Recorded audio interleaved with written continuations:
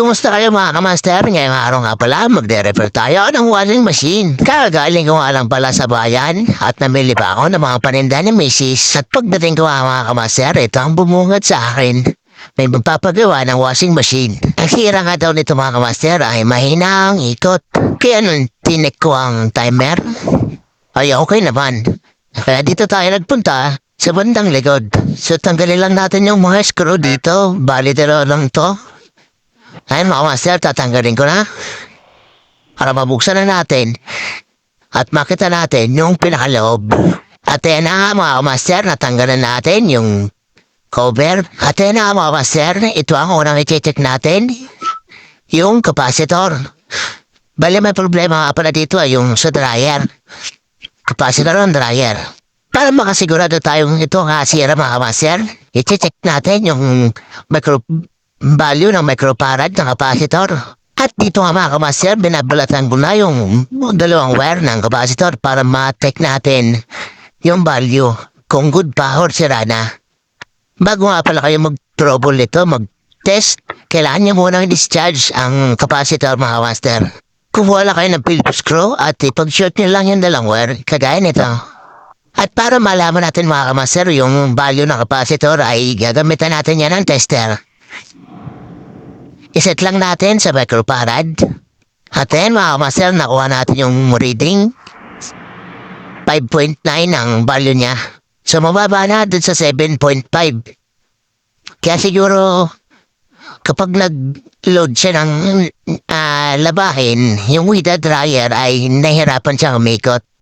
Kapag wala siyang laman, ay naikot naman.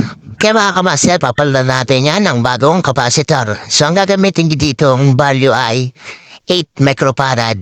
So ayan, tatasan natin para kayanin talaga ng capacitor yung bigat ng dryer na niloload. So ayan, ilalagay na. Kagyan lang natin ang splice at itatap na natin. Yung puti saka yung itim nga pala mga kamaster, yan yung galing sa plug. Bali yung itim ay gagawin na doon natin ilalagay yung common. Yan yung papuntang motor. Yung common ng motor. Pares motor. Ng washing at saka dryer. Bali kahit tatlo kasi ang wire ng motor natin. Gray naman mga kamaster ay yung galing. Then naman natin ilalagay yung galing sa timer. Yung kulay gray. Yan yung tatawag nating starting. Yan. Gray na galing sa taas. Yun yung papunta sa, yun yung galing natin. Yun yung galing sa timer yan. Ganyan galing sa timer. At dadaan siya ng switch. Tapos yung green na, yung pula, yung nakalagay siya sa white na galing sa plug. Papunta naman siya sa pares na timer. Yan yung magsusupply dun sa timer. Tapos yung gray saka yung yellow, yan yung return papunta sa motor. Yung yellow, pares yellow, yun yung reverse at forward ng wash motor. Etong gray, yun yung return na galing sa timer ng dryer. So, ayan mga sir, ilalagay na natin yung capacitor. Wala namang polarity yan kahit magkabaliktad yan sa terminal ng capacitor. Yan nga pala yung starting. Yung tatawag na starting. Tapos yung green naman, yun yung running. So, dyan kayo maglalagay ng capacitor palagi. Kasi ang blue, matik yan, common talaga yan. Kasi meron lang yan common, starting at running. So ang capacitor nakalagay lang sa starting at saka sa running. Yan. So okay na, nalagay na natin. At sunod naman yan, babalutan natin yan ng tape mga master. Para hindi siya maka-ground. Kasi 220 yan, kaya kailangan natin safety. Yung mga metalop na wire. Kailangan natin ng safety sa ganyan kasi delikado, yan yung naka-ground. Yung mga ganyan. Pag nabasa yan, siguradong maka-ground yan, master.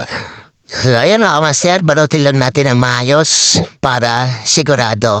At syempre, balutan natin ng plastic yung mga pinaglagyan natin ng literal tray tape para just in case kung mababasa ay hindi mababasok ng tubig. Ito nga pala mga master, yung return naman yan ng galing sa wash timer. Yan yung reverse forward ng motor. So, bali dalawang wire yan. So, ayan, nakakabit lang. Doon naman nakakabit yung capacitor pala sa dalawang wire na yan. Bali, nakabypass na nga pala ang preno nito. Kung ang mawasin nyo kumaka-master ay sira na yung preno, pwede na siyang i-bypass para magamit nyo. Kaya niyakat niya lang dun sa, niya, para hindi kumapit yung preno. At kagana na yan. Sa pag-take ng belt, kamaster, ganito lang gawin mo yan. Pisil-pisilin nyo lang yan. Kapag naramdaman nyo na maluwag na, ay isa lang ibig sabihin yan. Pwede, papalitan nyo na yan ang belt. Lalo kapag humina ang ikot. So, bali, pinatesting ko na lang pala to kay ma'am. Sabi ko, lagyan niya ng mga labahin niya. So, ayun, ang feedback naman ni ma'am ay, okay na daw yung washing niya. Nagte-dryer na at nakapag-dryer na daw siya. So, yun lang mga master.